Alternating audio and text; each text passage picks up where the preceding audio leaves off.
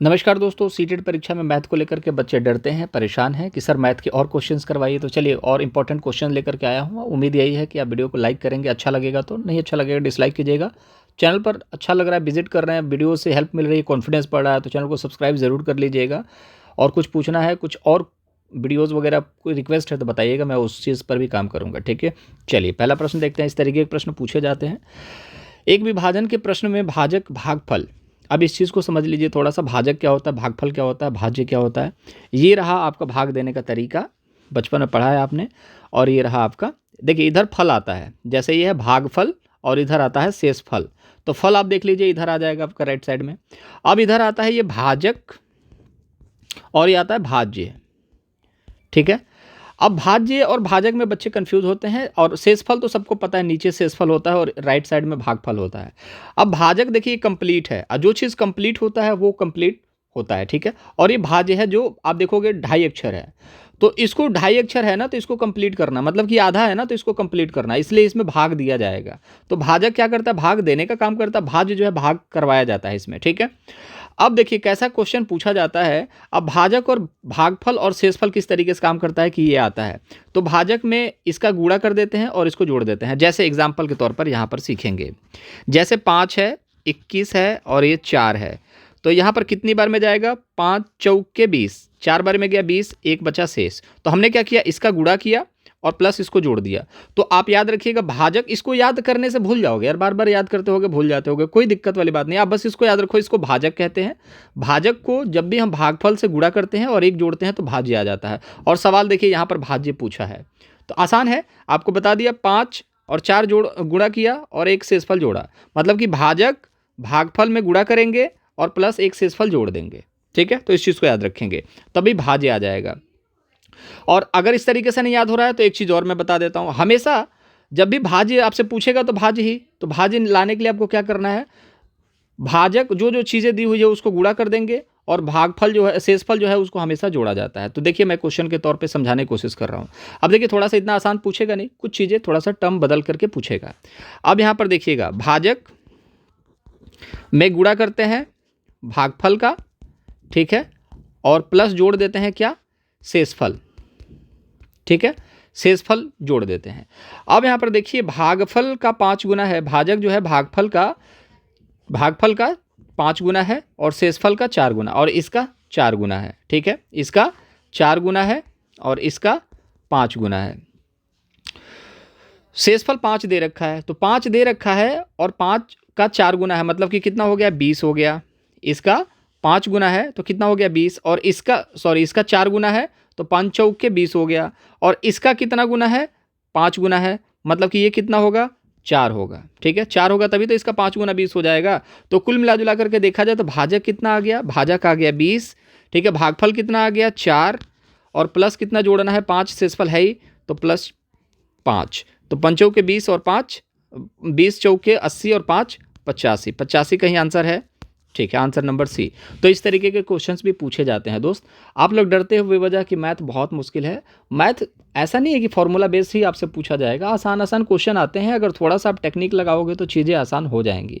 और मुझे नहीं लगता कि ये बहुत बड़ी चीज़ है, बहुत आसान क्वेश्चंस होते हैं, लेकिन आपको मुश्किल क्यों नहीं लगेंगे यार, जब आप प्रैक्टिस नहीं करोगे, जब देखोगे ही नहीं तो मुश्किल तो लगेगा। मेरी बस छोटी सी कोशिश है कि आपका ये डर जो है ना वो किसी तरीके से ख़त्म कर दूँ। और जो बच्चा वाकई में दिल से देख रहा है ना, डर खत्म करना चाहता है, मैं उसका गारंटी दे रहा हूँ, उसका डर खत्म कर दूंगा। तो और आलतू फालतू क्वेश्चंस नहीं, वही क्वेश्चंस करवा रहा हूँ जो प्रीवियस ईयर पूछे गए, इस बार भी क्वेश्चंस पूछे गए हैं। और ये बहुत इंपॉर्टेंट क्वेश्चंस है, हमेशा मुश्किल सवाल नहीं बनते हैं।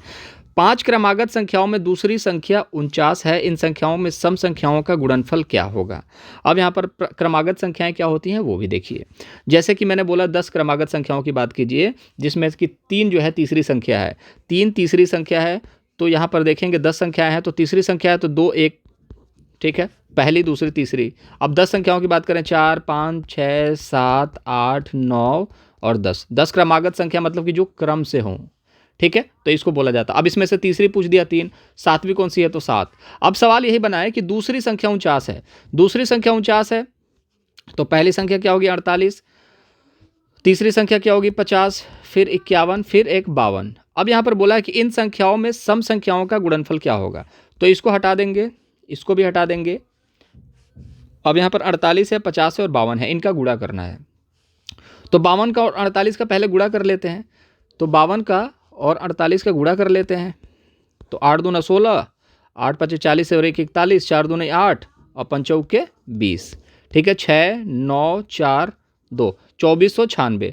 2496 को हम 5 से गुणा कर देते हैं, जीरो बाद में लगा देंगे। 50 से करना है तो जीरो बाद में लगा देंगे। ठीक है, 5 छक्के 30, 9 पच्चे 45 और 3 कितना हो जाएगा 48, 6 पच्चे 30 और 9 पच्चे 45, 3 48 और 4 5 चौके 20 और 4 24 और हाथ में 2, 5 दूनी 10 और 2 12। ठीक है, 12। तो यहाँ पर 12 कितना आ गया, इकाई दहाई सैकड़ा हज़ार दर्जन लाख, 1,24,000 कहीं है 1,24,000। देखिए ऑप्शन नंबर फर्स्ट ही है 1,24,800।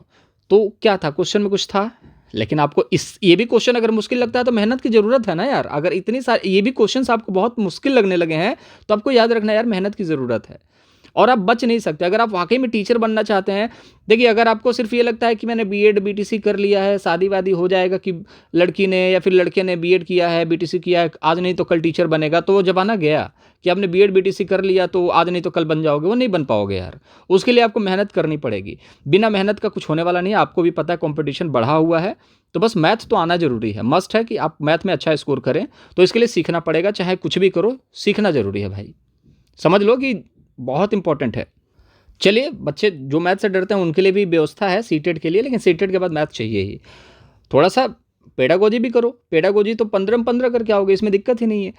गणित के शिक्षण अधिगम में निम्नलिखित में से कौन सा लक्षण रचनात्मक प्रक्रिया का नहीं है। रचनात्मक प्रक्रिया पता है आपको, क्रिएटिविटी की बात की जा रही है। क्रिएटिव कैसे होते हैं लोग, क्रिएटिव आपको पता है, जैसे कि एक समस्या के कई सारे समाधान निकाल दें, वो क्रिएटिव लोग होते हैं। तो कौन सा क्रिएटिव का लक्षण नहीं है, तो देखिए कक्षा प्रारंभ करते समय विद्यार्थियों की प्रारंभिक समझ का आकलन करना। ठीक है, अब देखिए क्रिएटिविटी को मैं एक्सप्लेन कर रहा हूँ। जैसे मैंने आपसे 2 का पहाड़ा पूछा तो आपने 2 का पहाड़ा 10 तक सुनाया, ये क्रिएटिविटी है। लेकिन मैं बोलूँ 2 दूनी क्या होता है, आपने बोला 4, इसमें क्या क्रिएटिविटी है। ठीक है, तो इसके कंपैरिजन में 2 का पहाड़ा पूरा आपने बताया, वो क्रिएटिविटी होती है। ठीक है, कक्षा प्रारंभ करते समय विद्यार्थियों की प्रारंभिक समझ का आकलन करना बिल्कुल फैक्ट है, क्रिएटिविटी है। जैसे कि मान के चलो मैं गुलाब के बारे में बात कर रहा हूँ तो गुलाब के बारे में उससे पूछने की कोशिश करूंगा कि गुलाब के बारे में वो जानता भी है कि नहीं। सभी से पूछने की कोशिश करूंगा कि यार तुम लोगों को कितना पता है गुलाब के बारे में, कमल के बारे में कितना पता है, सारी चीज़ें पूछने की कोशिश करेंगे कि ठीक है कौवे के बारे में बताओ, कोयल के बारे में बताओ, बकुले के बारे में बताओ, पूछूंगा ना तो बच्चे बताएंगे। ये एक रचनात्मक प्रक्रिया है कि बच्चों को कितना पता है। अंतर्दर्शी हलों को प्रोत्साहित करना, देखिए प्रोत्साहित करना तो ये पॉजिटिव होता ही है, इसमें कोई दिक्कत ही नहीं। बच्चों को अगर आपने प्रोत्साहित कर दिया किसी भी चीज़ के लिए तो बच्चा क्रिएटिविटी करेगा ही। अंतर्दर्शी हलों को अगर करने की बात करें, जो कि जैसे ऐसे क्वेश्चंस होते हैं जो आपके खुद से हल होते हैं, जैसे कि मैंने कुछ क्वेश्चंस ऐसे कराए हैं और अभी करवाने वाला हूं जो आपको फॉर्मूले बेस की जरूरत नहीं है, अंदर से ही आपको खुद ना खुद होने लगेगा कि हाँ कैसे जोड़ना है कैसे घटाना है, फॉर्मूला की जरूरत ही नहीं। भाजक भाजे की फॉर्मूलाज भी होते हैं, लेकिन मैंने आपको कोई फॉर्मूला नहीं बताया। ठीक है, तो प्रोत्साहित करना जरूरी है। संज्ञानात्मक संघर्ष के लिए अवसर प्रदान करना बिल्कुल फैक्ट है, अवसर तो देना ही पड़ेगा बच्चे को। अवसर क्या करना पड़ेगा, देना पड़ेगा। संघर्ष करने के लिए कैसा, दिमागी तौर पे संघर्ष करने के लिए, जैसे कि आप जूझ रहे हो, मैथ से बहुत डर लगता है, आपको डर लगता ही है, आप दिमाग से जूझ रहे हो कि नहीं, संघर्ष कर रहे हो ना सीखने के लिए, तो आपको अगर अवसर ही ना दिया जाए तो आपके ऊपर आपदा तो आएगी ही आएगी कि भैया आने वाले टाइम में बहुत दिक्कत होगा। तो आपको अवसर देना पड़ेगा। अपने दिमाग को बोलिए कि बेटा डर मत यार, मैथ के क्वेश्चंस खोल, बस देख, दिमाग मत लगा, तो बस देख मैथ के क्वेश्चंस। ठीक है, किताब खोलने में डर लगता है, क्यों, क्योंकि समझ में नहीं आता। तो समझ में नहीं आता तो कौन पढ़ेगा यार, कोई भी नहीं पढ़ेगा, मैं भी नहीं पढ़ूंगा। लेकिन आपको लगता है कि सुनने से भी कुछ फ़ायदा होता है और मैथ को देखने से भी कुछ फ़ायदा होता है, तो वीडियो खोलिए, किसी का भी देखिए यार, वीडियो बस देखिए, ऐसे क्वेश्चंस देखिए जो आपसे बन पाते हैं, उसके बाद दूसरे क्वेश्चंस देखिए जो आपसे नहीं बन पाते हैं। आप देखो करने लगोगे मैथ, ठीक है ना। समस्या समाधान के लिए निर्धारित तरीका अपनाना। अब देखिए निर्धारित कोई तरीका अगर अपनाओगे, मैंने बोल दिया कि यही वाला एक तरीका से आपका समस्या का समाधान होगा, तो पॉसिबल तो नहीं है। हर बच्चा अलग अलग होता है। हो सकता है किसी बच्चे को दिमाग बहुत अच्छा हो, वो मैथ पढ़ना चाहता हो तो किताब से ही अच्छा लगता हो, उसको मोबाइल से पढ़ना अच्छा ना लगता हो, तो वो अपना अलग तरीका अपना सकता है। सिंपल सी बात है कि किसी भी चीज़ को निर्धारित अगर कर दोगे तो बच्चा उससे नहीं सीख पाएगा, याद रखिएगा। तो ये तरीका मैथ की क्रिएटिविटी के लिए है ही नहीं। आप हर तरीके से क्रिएटिव बन सकते हैं, लेकिन कोई एक फिक्स तरीका हो गया जिस तरीके से आपको काम करना है, आप हो ही नहीं सकते। जैसे कि मान के चलो आप बाइक चलाते हो, पापा ने बोल दिया 40 से ऊपर नहीं जाना है, आप बाइक चला ही नहीं पाओगे। 40 से ऊपर नीचे तो होना ही पड़ेगा। आपको खाली जगह मिलेगा तो आपको 50-60 पे ले ही जाना पड़ेगा। जब आपको लगेगा कि भीड़ भाड़ वाला इलाका है, एरिया है, तो आपको 20, 25, 30 भी करना पड़ेगा। तो वो क्रिएटिविटी होती है। लेकिन एक फिक्स डायरेक्शन में आप चले जाओगे तो क्रिएटिविटी नहीं है, और इस चीज़ को हमेशा डिनाई किया जाता है, मना करा जाता है। तो आंसर याद नहीं है तो नहीं वाला जो दिखेगा वही आपका 1 नंबर देगा आपको। ठीक है, चलिए एक प्रश्न और है। बहुत सारे प्रश्न हैं, करेंगे डिस्कस आज। थोड़ा सा क्वेश्चंस भी हैं, अच्छे लेवल के क्वेश्चंस हैं आप लोगों के लिए, अच्छे क्वेश्चंस हैं, मज़ा आएगा देख करके। अब बहुत सारी चीज़ें यहीं से आपकी धीरे धीरे आपको लगने लगेगा कि मज़ा आ रहा है। 3 अंकों की सबसे बड़ी संख्या को 2 अंकों की सबसे बड़ी संख्या से गुणा किया जाता है। ठीक है, 3 अंकों की सबसे बड़ी संख्या क्या है? 999। अगर छोटी संख्या की बात करें तो 100 ये है, क्योंकि अंक कितने हैं? 1, 2, 3। अब कुछ बच्चे क्या करते हैं ना, 9 3 आ गया ना तो 3 जीरो लगा देते हैं सबसे छोटी संख्या, तो ऐसा नहीं होता है। ठीक है, ये 4 अंकों की बन जाएगी। 3 अंक मतलब इकाई दहाई सैकड़ा। 100 में कितने अंक होते हैं? तो इकाई दहाई सैकड़ा 100 होते हैं। ठीक है, 3 अंक होते हैं तो 3 हो गया ना, तो सबसे छोटी संख्या। तो कोई भी अब अगर आपसे पूछे कि 100 क्या है, एक 100 रुपये का नोट है वो क्या है, तो 3 अंकों की सबसे छोटी संख्या। इस तरीके के भी प्रश्न बनते हैं। ठीक है, 10 क्या है? तो 2 अंकों की सबसे छोटी संख्या, इसको भी याद रखिएगा। अब 0 क्या है? तो 0 कुछ नहीं है। 1 क्या है? सबसे छोटी संख्या, याद रखिएगा। ठीक है, इस चीज़ को याद रखना जरूरी है। 3 अंकों की सबसे छोटी संख्या क्या है? 999। और फिर लिखा है यहाँ पर 2 अंकों की सबसे छोटी संख्या से गुणा किया जाता है। इस गुणनफल को 2 अंकों की सबसे छोटी विषम संख्या से विभाजित किया जाए तो गुणनफल क्या प्राप्त होगा? तो सबसे पहले हम क्या करेंगे? 3 अंकों की सबसे बड़ी संख्या और 2 अंकों की सबसे बड़ी संख्या को गुणा करेंगे। तो यहाँ पर गुणा करेंगे तो देखिए गुणा कर लेते हैं। 99 81, 99 81 का 1, 99 81 और 8 कितना होगा? 89। ठीक है, 99 81 8 89। ठीक है, और फिर यही सेम चीज़ निकल जाएगा यहाँ पर। ठीक है, कितना हो जाएगा? 1 0 18 1 19 और कितना हो जाएगा? 9 8 17 1 18। ठीक है, 9। ठीक है, 98 901। ठीक है, ये वाला हो गया 98 901। इसको लिख लेते हैं 98 901, 98 901। ठीक है, यहाँ पर हो गया। अब देखिए यहाँ पर ये तो हो गया 3 अंकों की सबसे बड़ी संख्या और 2 अंकों की सबसे बड़ी संख्या से गुणा कर दिया जाता है, तो ये निकल के आ जाता है। फिर क्या कहता है? इस गुणनफल को 2 अंकों की सबसे छोटी विषम संख्या से विभाजित करना है। तो 2 अंकों की सबसे छोटी संख्या क्या होती है? 10। अब ये तो सम संख्या है तो विषम संख्या चाहिए ना। अब विषम करने के लिए आप 9 कर दोगे तो ये तो 1 अंक का हो गया, तो आपको क्या करना पड़ेगा? 11 करना पड़ेगा। अब 10 तो सम है, 2 अंकों की सबसे छोटी संख्या जो है वो 10 है, लेकिन आपको विषम चाहिए तो वो क्या होगा? सबसे छोटी 11। होने को 13 भी है, लेकिन 13 से छोटी कौन सी है? 11 है। तो 2 अंकों की सबसे छोटी संख्या क्या है? 11 है। तो अब हम क्या करेंगे? 11 से विभाजित करेंगे, तो 98 901 को 11 से विभाजित करेंगे। तो देखिए 98 901 को हम यहाँ पर 11 से विभाजित करेंगे तो 11 8 88। ठीक है, हाथ में 10, 9 11 9 99। ठीक है, हाथ में 10, फिर 0 आ जाएगा, 100 हो जाएगा, फिर 11 9 99। ठीक है, हाथ में 99 होगा, हाथ में 1 होगा, 1 और 1 11 हो जाएगा, हाथ में 9 और 1 हो जाएगा 11। चलिए एक बार दोबारा से आपको थोड़ा सा दिखा देता हूँ ताकि आपको समझ में आए। चलिए ब्लैंक पेज पे दिखाता हूँ आपको। चलिए 98 901 था ना, 98 901 था। ठीक है, अब यहाँ पर क्या करते हैं हम? 11 से भाग देना हमको। क्यों? क्योंकि ये सबसे छोटी विषम संख्या है। ये भी सवाल बन सकता है, सबसे छोटी विषम संख्या क्या है? तो 11 है सबसे छोटी, और सबसे छोटी अगर पूछे तो 10 है, 2 अंकों की। अब 8 बारी में जाएगा तो कितना होगा? 11 8 88। ठीक है, 10 हो गया। फिर 9 निकाल देंगे यहाँ पर, 11 9 99। हाथ में कितना आ जाएगा? यहाँ पर 10 माइनस करेंगे तो फिर 0 आ जाएगा, फिर 11 9 99। बचेगा कितना? 1। फिर यहाँ पर बच गया 1, 1 उतार देंगे, 1 बार में जाएगा 11, कट जाएगा। ठीक है, आया कितना? 8 9 9 1। कहीं उत्तर है 8 9 1, 8 9 9 1। देखिए ऑप्शन नंबर फर्स्ट। तो इस तरीके के क्वेश्चन आएंगे, हो सकता है आपका 1 मिनट 2 मिनट लगे, लेकिन लगा देना यार, कोई दिक्कत वाली बात नहीं है। जब आपको 1 नंबर मिल रहा है आप लगाना जरूर, इससे कॉन्फिडेंस आपका बूस्ट होगा। अगर मैथ आपको नहीं आता है, लेकिन अगर इन सभी क्वेश्चंस को आपने डील कर लिया और मान के चलो 15 क्वेश्चन आते हैं और इन 15 में से अगर आपने 6 से 7 क्वेश्चन भी कर लिया, अगर बहुत ख़राब है, और अगर थोड़ा बहुत अच्छा है, अगर 10 से 11 क्वेश्चन भी कर लिया ना, तो आप बहुत आगे हो, पीछे नहीं हो, आपका सिलेक्शन कोई नहीं रोक सकता। लेकिन अब पता चले 0 नंबर आता, तुक्का मारने से 2-3 सही हो जाता है, तो आप बहुत पीछे हो यार। और 15 पेडागोजी तो आप कर लोगे यहाँ पर सीटेड में, लेकिन हर जगह पेडागोजी तो नहीं पूछा जाता, उसमें आपको ये वाले मैथ तो करने ही पड़ेंगे। तो आज के लिए तो मैं निकाल दूंगा आपको, लेकिन आने वाले जो सुपर टेट होंगे उसमें तो आपको दिक्कत हो सकती है। इसलिए थोड़ा सा डरना बंद कीजिए और इन क्वेश्चंस को करना स्टार्ट कीजिए, हिम्मत कीजिए दोस्त, आप कर पाएंगे, यकीन मानिए आप कर पाएंगे। इससे बढ़िया मैं क्या बोल सकता हूँ यार, कि आप कोशिश करोगे तो मैथ आसान है। अब देख लो क्वेश्चंस को, इसी तरीके क्वेश्चन सुपर टेट में भी पूछे जाते हैं। देखो ये भी सवाल ही है, इन सवालों को भी करना ही है आपको। एक कक्षा में 60 विद्यार्थी इस प्रकार हैं कि लड़कियों की संख्या लड़कों से 2 गुनी है, ठीक है, लड़कों से 2 गुनी है।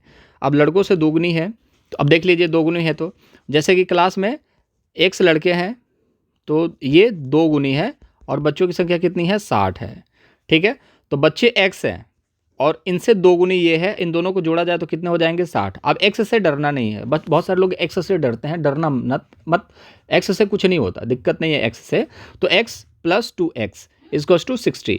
कहने का मतलब है लड़का x है, लड़की 2x है, = 60। दोनों को जोड़ने पर 60 होता है। अब दोनों को जोड़ेंगे तो कितना होगा, x 2x जोड़ेंगे 3x हो जाएगा, और ये 60 हो गया। तो x का मान कितना आ जाएगा, 20 आ जाएगा। मतलब लड़का 20 है तो लड़की इससे 2 गुनी कितनी है, 40 है। सिंपल सा, ऐसे भी आप लॉजिक लगा सकते थे, x मानने की जरूरत ही नहीं है, ठीक है। तो लड़का 20 है और लड़की कितनी हो गई, 40। कितना आ गया, दोनों मिलाकर के 60 विद्यार्थी हो चुके हैं। 20 लड़के हैं, 40 लड़कियां हैं, मतलब लड़कों से कितनी गुनी है, 2 गुनी। सवाल में बना है 2 गुनी। अब यहाँ पर हमारा मैटर क्लोज हो गया कि 20 लड़के हैं, 40 लड़कियां हैं, ठीक है। अब आगे बढ़ते हैं। रोहित का ऊपर से 17वां क्रम है। यदि रोहित से पहले 9 लड़कियां हैं तो उसके बाद कितने लड़कों का क्रम है। तो इस क्वेश्चन को देखिए, इस क्वेश्चन को ट्रिक से भी कर सकते हैं, लेकिन ट्रिक उसके लिए होती है जो बच्चा पहले से जानता है। आपको ट्रिक नहीं सीखना, आपको फॉर्मूला भी नहीं सीखना, आपको अप्रोच सीखना है कि किस तरीके से क्वेश्चन को टैकल करते हैं। अब 17 लड़के, देखिए आपको इसी को बोलते हैं अंतर्दर्शी, कैसे अंदर से आपको आवाज़ आएगी, कैसे क्वेश्चन सॉल्व होगा। अब मान के चलो 60 लड़के हैं पूरा, ठीक है, 60 लड़के हैं पूरा। रोहित है ना, रोहित का स्थान 17वां है। चलिए वहाँ पर पहुँचते हैं अपने पास। चलिए ये 60 लड़के हैं पूरा, ठीक है। रोहित का स्थान यहाँ पर 17वां है, ठीक है। अब 17वां स्थान है यहाँ पर। अब इसके ऊपर जो है, कितनी लड़कियां हैं, इसके ऊपर जो है 9 लड़कियां हैं, इसके ऊपर 9 लड़कियां हैं। तो नीचे कितनी होंगी, नीचे होंगी 31 लड़की, ठीक है। 9 लड़कियां, तो लड़के कितने होंगे, 7 होंगे, 7 लड़के होंगे, क्योंकि 17वां है ना, तो इससे पहले 16 लोग होंगे। तो 9 लड़कियां, तो 7 कितने होंगे, लड़के होंगे। जब लड़के 7 हैं और एक 17वां ये हो गया, तो कितने लड़के हो गए, 8 लड़के हो गए। लड़के 8 हो गए, लड़के थे कितने टोटल, तो 20 लड़के थे। 8 लड़के तो यहाँ पर हो गए, तो आगे कितने लड़के होंगे, 12 लड़के होंगे। साफ सीधी बात है। अब देखिए यहाँ पर 31 लड़कियाँ, 12 लड़के कितने हो गए, 31 लड़कियाँ, 12 लड़के कितने हो गए, 43। 17वें नंबर पर है ही, टोटल कितने हो गए, 60। लेकिन आपको करना ये नहीं है, मैं आपको क्या कह रहा हूँ, ये लड़कियों को देखना ही नहीं है, आपको देखना क्या है, लड़कों को, ठीक है। सॉल्व तभी हो पाएगा। चलिए दिखा देता हूँ। और दोस्त बोर मत होना इस चीज़ को लेकर के कि टाइम क्यों लगा रहे हो सर, यार समझाने के लिए लगा रहा हूँ, बिल्कुल बेसिक से ऐसे समझाने की कोशिश कर रहा हूँ जैसे मैं सीख रहा हूँ मैथ, उस तरीके से डील करने की कोशिश कर रहा हूँ। बहुत सारे बच्चे ऑफेंड हो सकते हैं कि सर टाइम लेते हो, तो उन बच्चों का मैथ अच्छा होगा। मैं एक बार दोबारा समझाता हूँ आपको। 60 लड़के हैं, जिसमें से 40 लड़कियां हैं, 20 लड़के हैं। 17वें नंबर पर रोहित है, मतलब इससे पहले कितने लोग होंगे, 16 लोग होंगे, ठीक है। जैसे आपका नंबर 17वां है तो उससे पहले 16 लोग होंगे। 16 में कितने लड़कियां हैं, 16 में 9 लड़कियां हैं, तो बचेंगे कितने, 16 में से 9 गया 7, तो 7 कितने हो गए, लड़के हो गए। अब 7 लड़के यहाँ पर हो गए, एक रोहित हो गया, तो टोटल लड़के कितने हो गए, 8। तो अब 17 के बाद, 17 तक तो 8 लड़के हैं, तो 17 के बाद कितने लड़के होंगे, तो उसके बाद जो है 17 के बाद कितने लड़के होंगे। तो जब लड़कों की संख्या 20 है तो बाकी 8 हो चुके हैं, तो आगे कितने होंगे, 12 होंगे। Answer number first. इस तरीके के क्वेश्चन होते हैं अंतर्दर्शी, जो आपके अंदर से आवाज़ आएगी दोस्त कि ये होते हैं आपके सवाल। इस तरीके से इन सवालों के जवाब निकाले जाते हैं। क्या आपको इसमें कहीं फॉर्मूला की ज़रूरत पड़ी, क्या इसमें ऐसा लगा कि आप इन सभी चीज़ों को नहीं सीख सकते, क्या आपके डेली लाइफ से जुड़ा हुआ नहीं है, क्या आपके जीवन से जोड़ करके इन चीज़ों को पढ़ाया जाता अगर जीवन में, तो क्या आपको इन क्वेश्चंस में कभी तकलीफ होती, कभी नहीं होती। लेकिन दिक्कत यही है कि ऐसा हुआ, तो आप भी सीख के जाओ ना। आप क्यों बच्चों को ऐसे सिखाओगे कि बच्चे सीख ही ना पाए। आप ऐसा सीखो, टेक्निक ऐसा सीखो कि आप भी जब बच्चों को पढ़ाओ तो बच्चों को कन्फ्यूज़न ना हो, बच्चे भी अच्छे से सीख सके। सीखना स्टार्ट करो यार, मैथ बहुत आसान है। चलिए एक प्रश्न यहाँ पर और देखते हैं। इस तरीके के वर्ग वाले जब क्वेश्चन आते हैं बच्चे डरते हैं, डरना भी चाहिए, क्वेश्चंस होते भी मुश्किल हैं, लेकिन कुछ सवाल जो है यहाँ पर टेक्निक से इस्तेमाल किए जाते हैं, आसानी से इस्तेमाल हो जाते हैं, आप आराम से कर पाओगे। अब देखो यहाँ पर क्या होता है, क्षेत्रफल की अगर हम बात करेंगे ना, तो क्षेत्रफल बहुत आसानी से निकाला जाता है। वर्ग का क्षेत्रफल क्या होता है, ए स्क्वायर, ठीक है, ये होता है क्षेत्रफल। मतलब 4 है, एक वर्ग की लंबाई देखिए, एक वर्ग है, इसकी लंबाई 4 है, तो वर्ग के चारों भुजाएं बराबर होती हैं, ठीक है। तो ये भी 4 होगा, ये भी 4 होगा, ये भी 4 होगा, तो क्षेत्रफल क्या होगा, 4 का स्क्वायर, मतलब कि 16। हो गया, खत्म बात, स्क्वायर निकल गया वर्ग का। अब आयत की अगर बात करी जाती है, तो आयत में क्या होता है, एल बी, ठीक है, 2l + b, इस तरीके से निकाला जाएगा आपका इसका परिमाप। लेकिन आपको क्षेत्रफल निकालना है तो कैसे निकालोगे, l × b, आपका क्षेत्रफल निकल जाएगा। अब क्वेश्चन पढ़ते हैं कैसे होता है ये सारी चीज़ें। एक स्टील की तार का वर्ग जो है बनाती है, जिसका क्षेत्रफल 121 वर्ग सेंटीमीटर है। यदि इसी तार की आयत के आकार में मोड़ा जाए, जिसकी चौड़ाई 8 सेंटीमीटर है, तो आयत की लंबाई क्या होगी। थोड़ा सा मुश्किल लगेगा, मैं आपको बता रहा हूँ, बहुत बेसिक वाले बच्चों को। लेकिन देखिए कैसे आसानी से आपको धीरे से कुछ तो समझ में आएगा, कुछ तो घुसेगा आपके दिमाग में। अब देखिए वर्ग का क्षेत्रफल बोला गया है, तो वर्ग का क्षेत्रफल एरिया मतलब स्क्वायर 121 दे रखा है। अब आपको पता है कि क्षेत्रफल दे रखा है, तो ए निकालना आसान हो जाएगा आपके लिए। तो ए स्क्वायर है 121, तो अब जब रूट हटाते हैं ना, तो इधर रूट आ जाता है। अब इधर रूट आ जाएगा तो क्या हो जाएगा, ए बराबर 11 × 11, तो मतलब ए बराबर क्या आ गया, 11, ठीक है। तो अब मान के चलो ये वर्ग है, स्क्वायर है, तो इधर 11 हो गया, ये भी 11 हो गया, ये भी 11 हो गया, ये भी 11 हो गया। अब क्या कहा जा रहा है, इसको ना मोड़ दिया गया, बिल्कुल इसको तोड़ ताड़ दिया गया। अब इसको किस रूप में ला दिया गया, आयत के रूप में। अब वर्ग की चारों भुजाएं बराबर होती हैं, लेकिन आयत की आमने सामने की भुजाएं बराबर होती हैं, ठीक है। अब बताया जा रहा ना कि इसकी जो लंबाई है ना, इसकी जो लंबाई है बतानी है, जिसकी चौड़ाई जो है 8 सेंटीमीटर है, इसकी चौड़ाई जो है 8 सेंटीमीटर है। तो अब देखिए टोटल कितना था, 11 था, ठीक है। अब 11 था, तो इसकी चौड़ाई जो है 8 सेंटीमीटर है, तो ये 4 सेंटीमीटर हो जाएगा, ये 4 सेंटीमीटर हो जाएगा, दोनों को जोड़ा जाएगा ना भाई। तो ये 4 सेंटीमीटर, ये 4 सेंटीमीटर हो गया, 8 सेंटीमीटर। तो बचा कितना, 11 में से 4 चला गया, तो बचा कितना, 7। तो ये भी हो जाएगा 7, तो टोटल कितना हो गया, 14। इन दोनों को जोड़ देंगे तो लंबाई कितना हो जाएगा, 14। 14 कहाँ दिख रहा है, ऑप्शन में कहीं है 14, ऑप्शन नंबर डी जो है राइट आंसर हो जाएगा।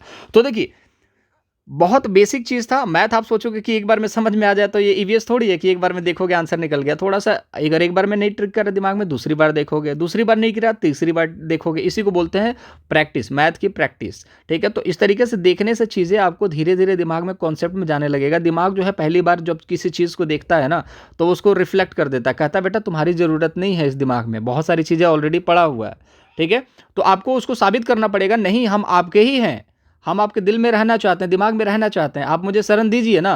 तो बार बार जब करोगे तो उसे भी लगेगा छोड़ो यार, वफादार इंसान है, ये वाकई में रहना चाहता है, तभी तो बार बार दिमाग में आ रहा है, तो इसको रख लेते हैं। तो दिमाग धीरे धीरे एक्सेप्ट करने लगता है, ठीक है। आपके ही दरवाजे पर कोई बार बार भीख मांगने आया, तो बार बार आप नहीं भगा सकते, एक बार देना ही पड़ेगा। उस तरीके से याद रखिए, दिमाग में बहुत बड़ी जाता है ना जब इन्फॉर्मेशन, तो दिमाग बाहर भगाता है।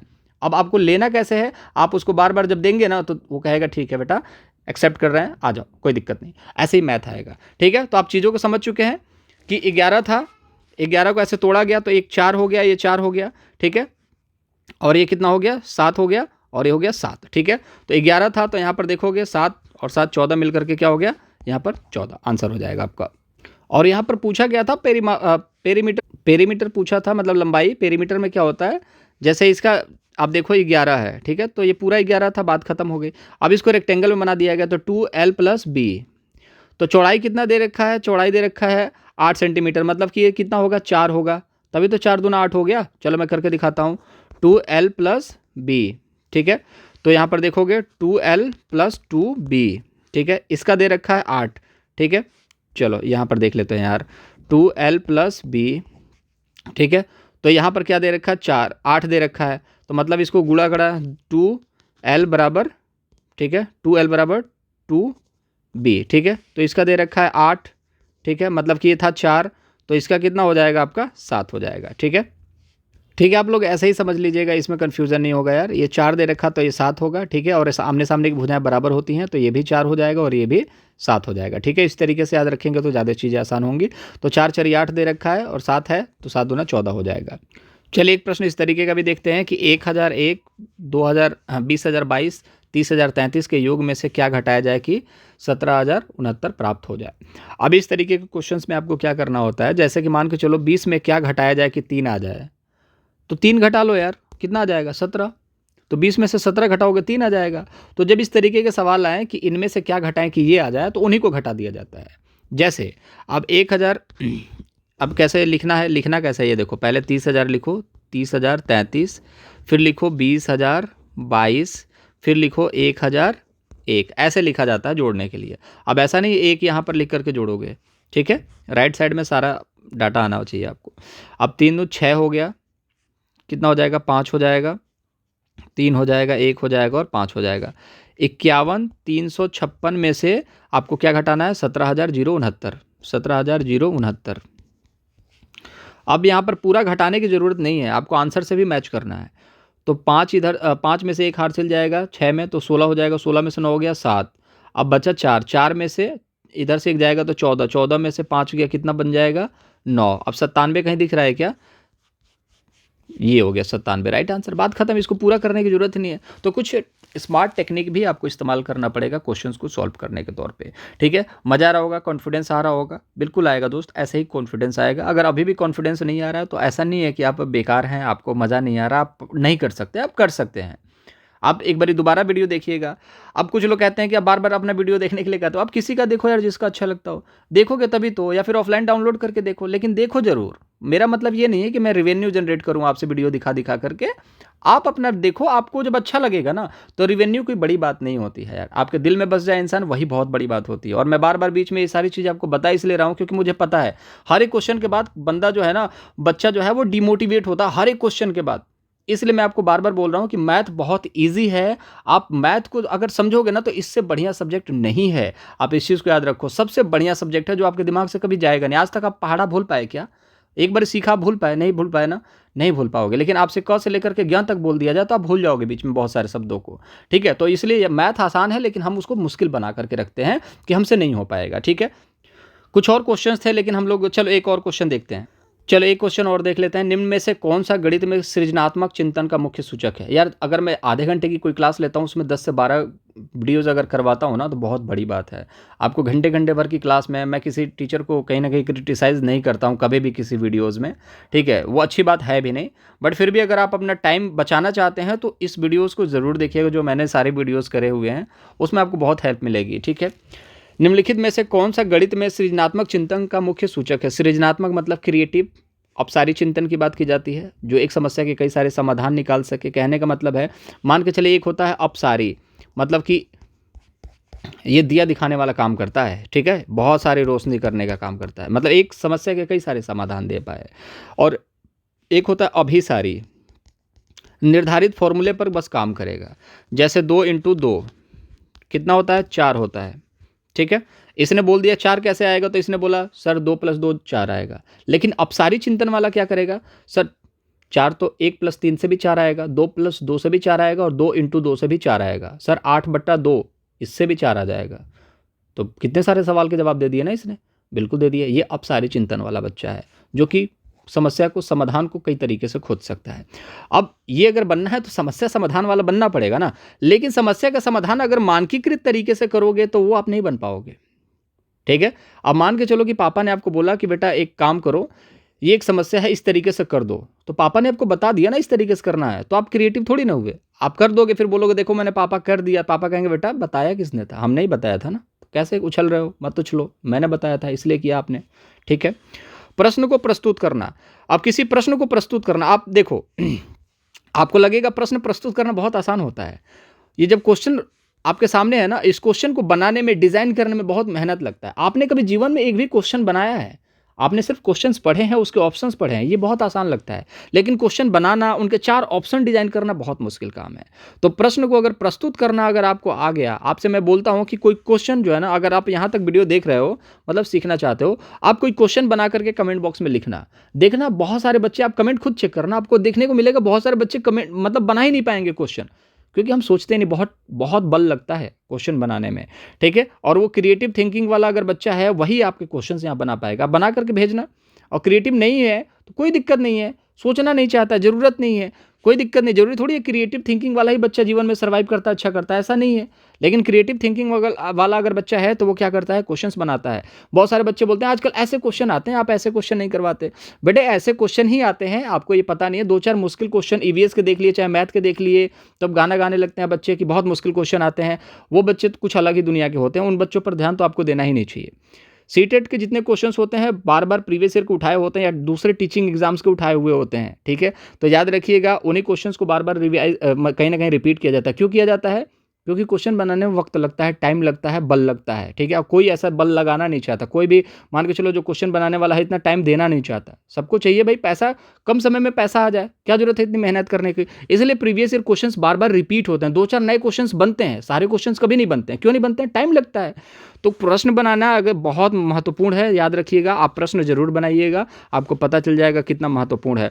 अशुद्धि मुक्त परिकल्पना, ये गलत हो गया। अशुद्धि मुक्त परिकलन, इससे कोई मतलब है नहीं। सही सूत्रों का स्मरण करना, इससे भी कोई आप क्रिएटिव नहीं बन जाते हैं, ठीक है ना। अब कहीं ना कहीं आप देखोगे अशुद्धि को मुक्त कर दिया, मतलब इससे क्या हो गया, आप क्रिएटिव बन गए, ऐसा नहीं है। प्रश्नों को प्रस्तुत करना ज़्यादा अप्रोप्रिएट है, आंसर नंबर सेकंड ज़्यादा राइट आंसर होने वाला है, ठीक है।